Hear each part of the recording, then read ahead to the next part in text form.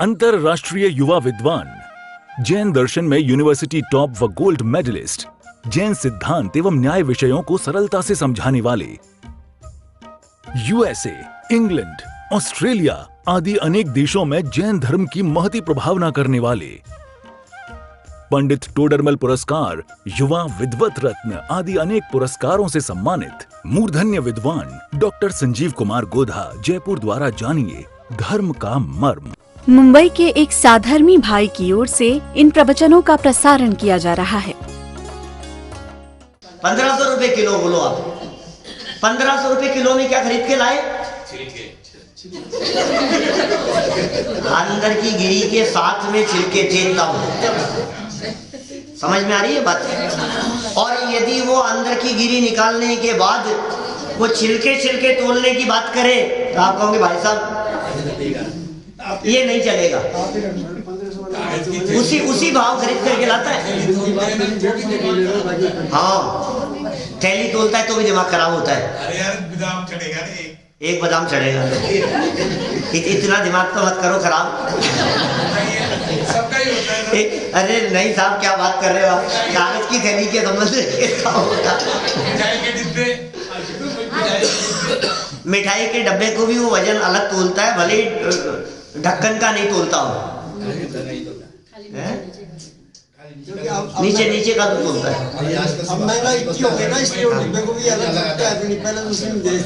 चलो, ये जो म्यान है ये ऊपर का कवर है। कवर अच्छी चीज है कि पैकिंग अंदर जो माल है किसकी वैल्यू है? बोलो। माल की वैल्यू है, कीमत तो उसी चीज की है।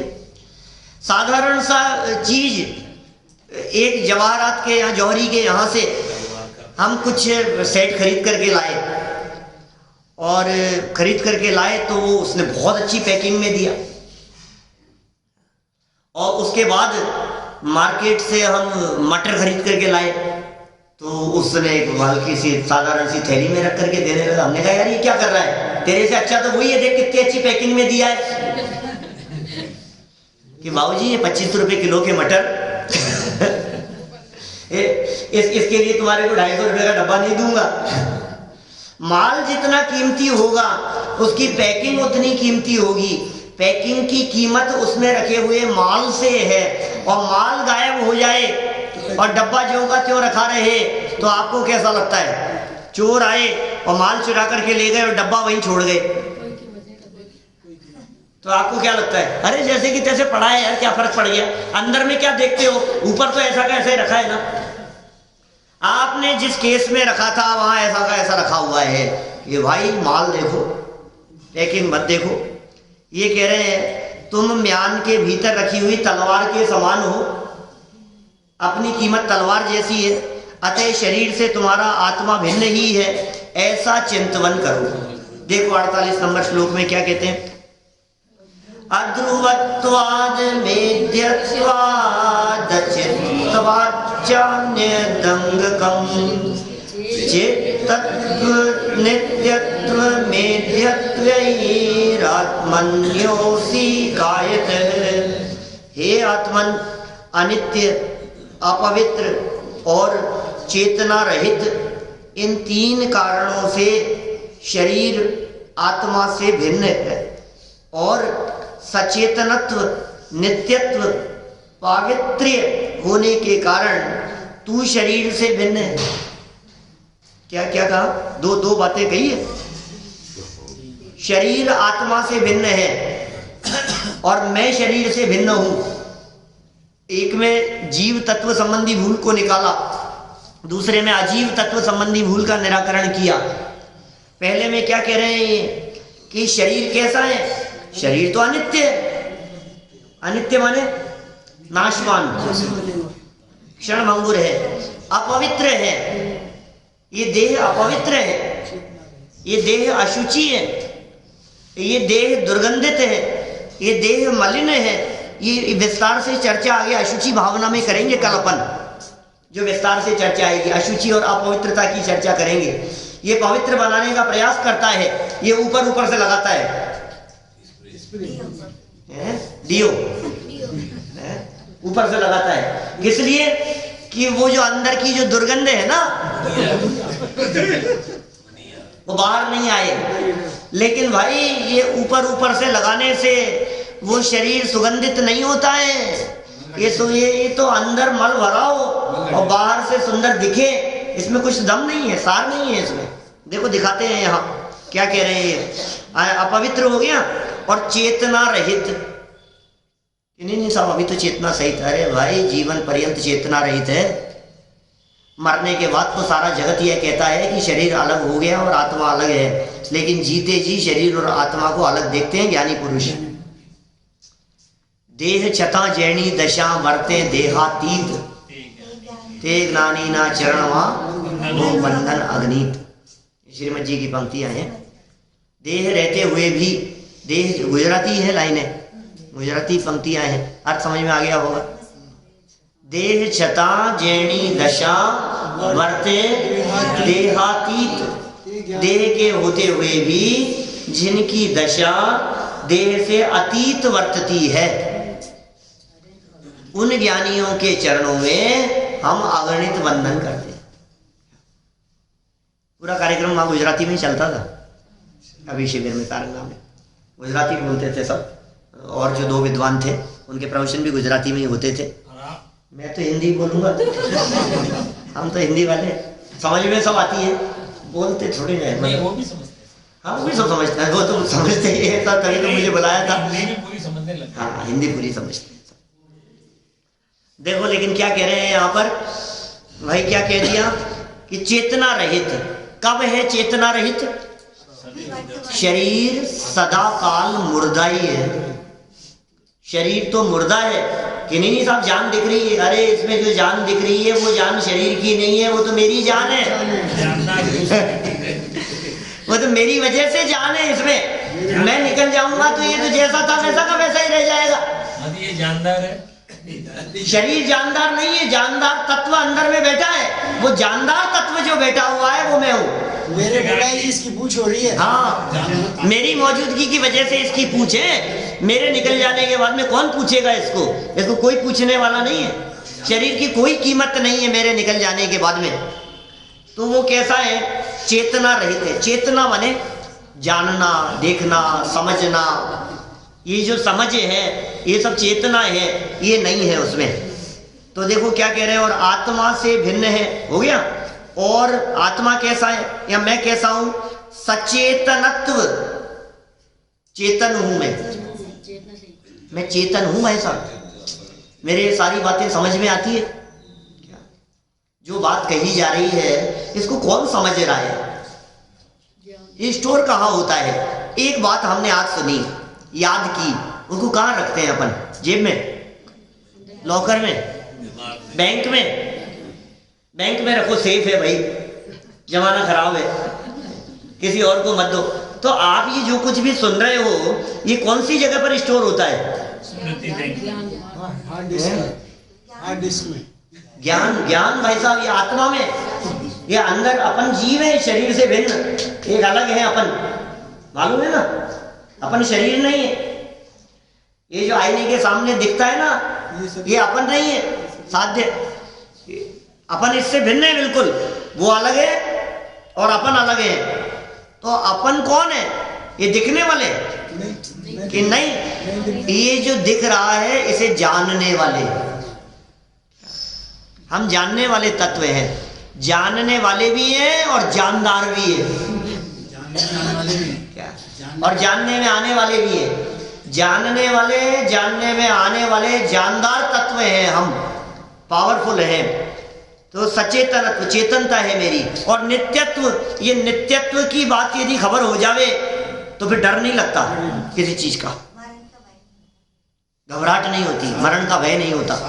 कौन मारे, किसको मारे भाई साहब? मैं मरता ही नहीं हूँ, मार ले मार ले, छू ही नहीं सकता तो मारने की बात कहाँ खड़ी? तू क्या मारेगा?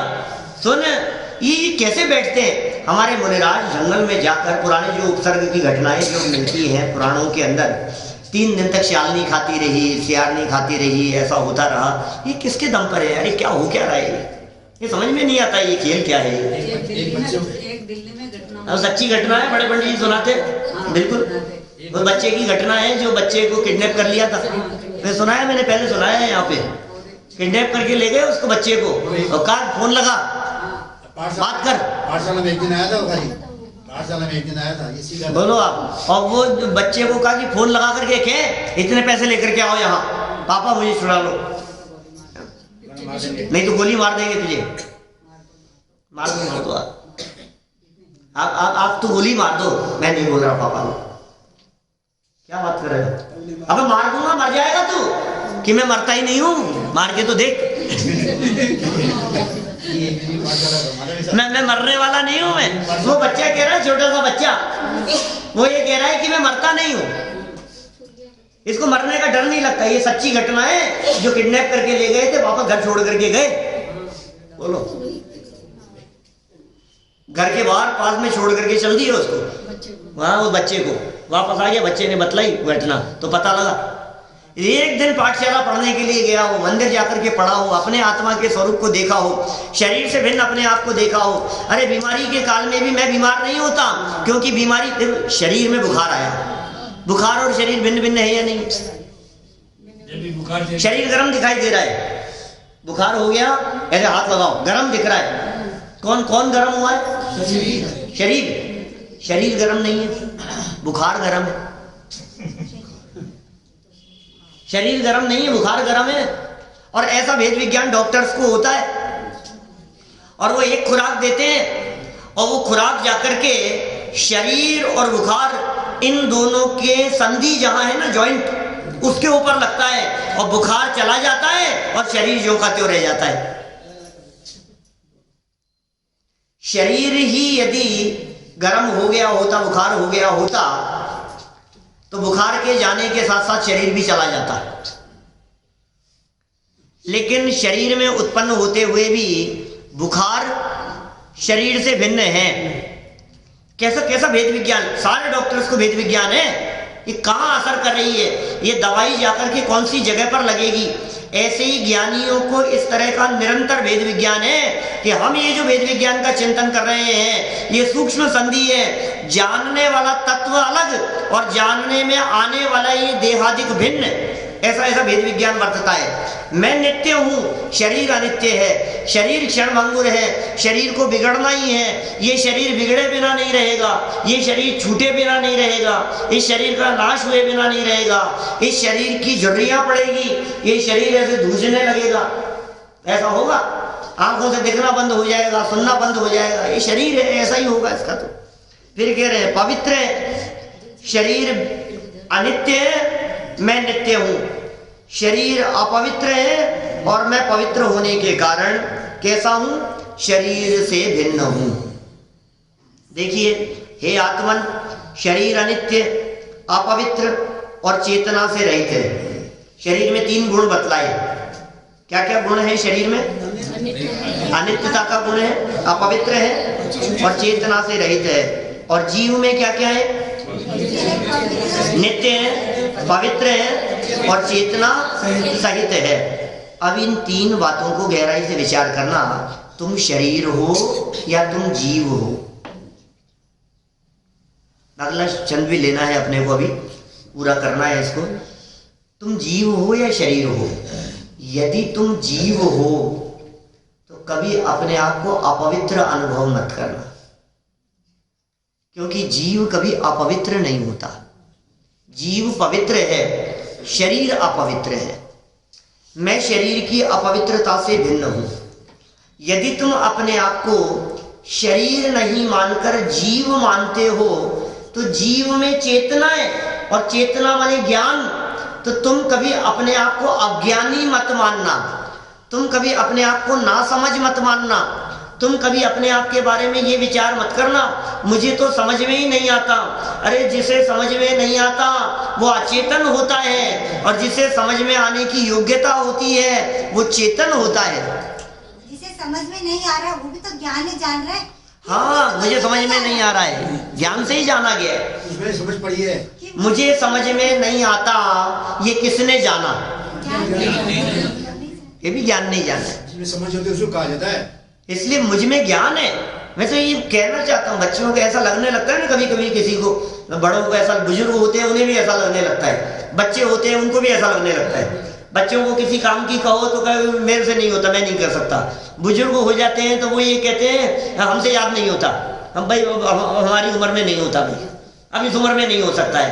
तो कहते हैं भाई तुम बुजुर्ग हो या बच्चे हो, तुम ज्ञानवान हो, पहले ये नक्की करो तुम चेतन हो कि अचेतन हो। ऐसा बनता क्यों है? बुजुर्ग में जानना कम हो जाता है। बुजुर्ग में जानना कम नहीं होता, बिल्कुल भी। नाटक करता है। ये कह रहे नाटक करते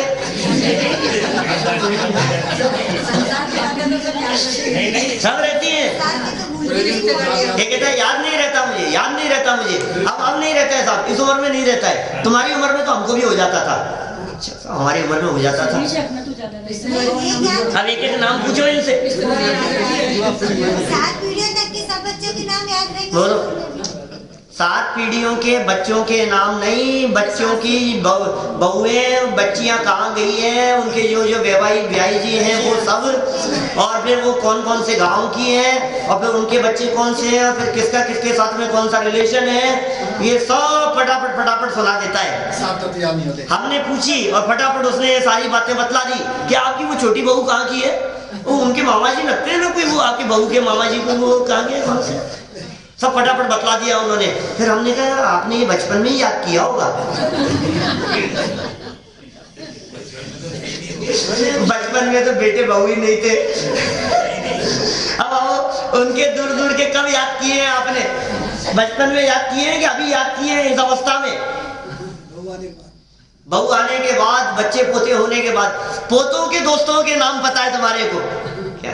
वो कहाँ गया है, कौन से स्कूल में पढ़ता है, कौन सी क्लास में पढ़ता है, सब खबर है तुम्हारे को। कब याद किए थे ये सब? कौन सी साड़ी किसके यहाँ से आई ये जान रहे हो? अब बोलो आप, ये हालत ऐसी है वास्तव में। कंफर्म हो गया नाटक करते। अब तो कंफर्म हो गया ना। सिर्फ भ्रम है, सिर्फ भ्रम है। रुचि अनुयायी वीर एक सूत्र कहा है, रुचि के अनुसार परिश्रम काम करता है। आपकी जिधर रुचि होती है, जो बच्चे कहते हैं ना हमें याद नहीं होता है, मोबाइल में तो सब याद रहता है बेटा। मोबाइल में तो कौन सा बटन किधर चलता है, कौन सा क्या, थोड़ा सा वो अंकल से चल नहीं, अरे अंकल मेरे को बताओ मैं करता हूँ सब, ये सब कर दिया, सेटिंग कर देता है। 5-7 साल के बच्चे सब कर देते हैं। होता ही है बेटा जी। हाँ ये आपका पोता है, दादा को बताता है सब, वो तो सब हो जाता है। लेकिन यदि दूसरी कोई बात याद करने के लिए कहो तो मुझसे जहाँ रुचि होगी वो चीज समझ में आएगी। पिक्चर के डायलॉग याद रहते हैं सब, फिल्मी गाने याद रहते हैं बच्चों को, बोलो। और अभी ये बात याद करने की कहो ना कि भैया शेरवाला याद करके सुनानी है यार, जो क्या ये सुनानी है क्या, ये छंद सुनाना है, ये श्लोक सुनाना है, तो फिर थोड़ा सा अब करेंगे तो सही, क्योंकि अपन कहते हैं। लेकिन वो जो रुचि और उत्साह जो दिखाई देता है ना उधर विपरीत दिशा में, वो सहज है। जहां रुचि होती है वो काम अपने आप होता है, उसके लिए कहना नहीं पड़ता है। जहां कहना पड़ रहा है इसका मतलब ये है उसकी रुचि नहीं है। बार बार प्रेरणा देने पर जो काम हो इसका मतलब वो बिना रुचि के कर रहा है। रुचि होगी तो काम बहुत फास्ट होता है। जयचंद झाड़ा में 70 साल की उम्र में काम चालू किया था, 60-65 के बाद। जयचंद जी झाड़ा इसी मंदिर में बैठ करके लिखा उन्होंने, साहित्य साधना जो की है, कितने ग्रंथों की वचनिकाएं लिखी है। माने वचनिका की दृष्टि से देखा जाए तो जयचंद जी झावड़ा साहब का काम बहुत सर्वोत्कृष्ट, उत्कृष्ट काम है, उत्कृष्टतम काम है उनका। उनकी कितनी वचनिका, मतलब पुराने ग्रंथों की, न्याय ग्रंथों की वचनिकाएं लिखी है तात्कालिक भाषा में। माने जो संस्कृत प्राकृत के जो ऐसे जो कठिन ग्रंथ थे, न्याय के ग्रंथ, उन ग्रंथों की व्याख्याएं सरल तात्कालिक भाषा में, ढूंढारी जिस समय जो चलती थी, जो ढूंढारी मिश्र ब्रज भाषा 250 साल पहले, उस भाषा में बैठ करके इसी मंदिर में बैठ करके उन्होंने लिखा है। और कौन सी उम्र के बाद में? 65 साल की उम्र के बाद। बोलो, उससे पहले कभी कुछ नहीं लिखा। और फिर कितने ग्रंथों की व्याख्याएं की। तुम तो बहाने बनाते हो, बहाने बनाना छोड़ो ये वृद्धावस्था का। और तुम तो, और देखो अभी तो कह रहा है कि नहीं बुढ़ापा आ गया है, और फिर जब कहीं विषय कचाई की बात, अभी तो मैं जवान हूँ, अभी काहे को बूढ़े कहते हो तब तो ये कहता है ये नहीं, अरे मेरे को कैसे बूढ़ा समझ लिया आपने? मैं तो सब काम दौड़ दौड़ करके कर सकता हूँ उत्साह से, तुम मेरे को ऐसा मत समझो। तुम्हारा आ गया होगा बुढ़ापा, भैया मैं तो पैदल चढ़ सकता हूँ, पैदल चल सकता हूँ, इतना चलता हूँ। आज के समय में मेरे असली दांत है पिताजी, 70 कितने 76-77 साल की उम्र है, बोलो असली दांत है 77 है उनकी, आप 77 है उनकी। तो देखो क्या कह रहे हैं, ये क्या है बात, यहाँ 49 नंबर का श्लोक देखो, ये तो समझ में आ गई ना, तुम जीव हो, शरीर से भिन्न हो, चेतना से, ये चेतना सहित पना बहुत पावरफुल है, ये बहुत काम करता है भैया। ये चेतना सहित पना देखने पे अंदर में इतना उत्साह भर जाता है, मैं समझ सकता हूँ यार। जब कहते प्रवचन की बातें समझ में नहीं आती, अरे यार ये प्रवचन की बातें तो समझ में नहीं आती, समझ में नहीं आती, तो तुम बतलाओ तुम चेतन हो क्या चेतन? ये चेतन हो तो समझ में चेतन को आएगी क्या? चेतन को आएगी, चेतन को समझ में आएगी? समझने की योग्यता ही मेरे में, इसीलिए तो समझाया जा रहा है। ये आचार्य देव भी ना समझ को नहीं समझाते, समझदार को समझाते, सब समझदार है। चलो एक श्लोक और 2-4 मिनट में पूरा करते हैं इसको। हे ये स्वयं सती बुद्धिर यत्नेनाप्यसिद्धि शुभे तद्देतु कर्म तद्वंत आत्ममानमपि साधयेत। बुद्धि बुरे कामों में अपने आप ही लग जाती है, लोग लगानी नहीं पड़ती, अपने आप ही लग जाती है, बिना सिखाए। सीख बिना नर सीख रहे, सिखाना नहीं पड़ता है आपको, खेलना सिखाना नहीं पड़ता है, बिल्कुल नया गेम आया क्या हम जानते नहीं है। और दुकान पर हम बात कर रहे हैं उससे दुकानदार से, तो दुकानदार ये कहता है बाबूजी आप तो ले जाओ, बच्चे सब कर लेते, वो सब समझते हैं। ये कैसे कर लेता है, ये कैसे सीख लेता है? बिना सिखाए हुए मैथ्स के क्वेश्चन सॉल्व नहीं करता, वो नहीं कर पाता। और बिना सिखाए हुए वो गेम जो आप नहीं समझ पाओ भैया, आप नहीं समझ पाएंगे कि इस गेम को खेलते कैसे हैं यार, ये करना क्या होता है इसमें, वो हाथ में लेकर के 5 मिनट के अंदर तो आपको पूरा चिट्ठा खोल दे, क्या करना पड़ता है, क्या होता है, सब समझ में आ जाती है। ये कैसे आ गई समझ में? ये बता रहे हैं, मैं नहीं कह रहा भाई, अब तक तो मैं कह रहा था, अभी आचार्य देव कह रहे हैं। बुद्धि बुरे कामों में अपने आप ही लग जाती है, किंतु अच्छे कार्यों में प्रयत्न करने पर भी प्रवृत्त नहीं होती। इस प्रवृत्ति का कारण कर्म ही है, जो आत्मा को भी अपने समान ही कर देता है, अपने समान ही कर देता है, जड़ जैसा कर देता है, ऐसा कह रहे हैं, विवेकहीन कर देता है, ऐसा कह रहे हैं। देखो ऐसा होता है, ये जो है ना जमीन, खाली जमीन, उसमें घास, कचरा, गंदगी, जंगली, ये सब अपने आप उग जाते हैं, अपने आप, बिना उनकी खेती किए हुए वे अपने आप उग जाते हैं। जंगल में वृक्षों को कौन वहां खाद डालने जाता है, कौन वहां पानी देता है, लेकिन अपने आप ही उग जाते हैं ना। पहाड़ पे भी उग जाते हैं, जंगलों में उग जाते हैं, सब जगह पर ऐसे खाली जमीन पे आपके आस पड़ोस के अंदर जहाँ कहीं मैदान होगा, रोड होगी, अपने आप उग जाएंगे। तो काम के हैं क्या वो? नहीं है। लेकिन यदि आपको उसी जमीन पर अच्छी चीज बोनी है, प्राप्त करनी है, तो कितना परिश्रम करना पड़ेगा?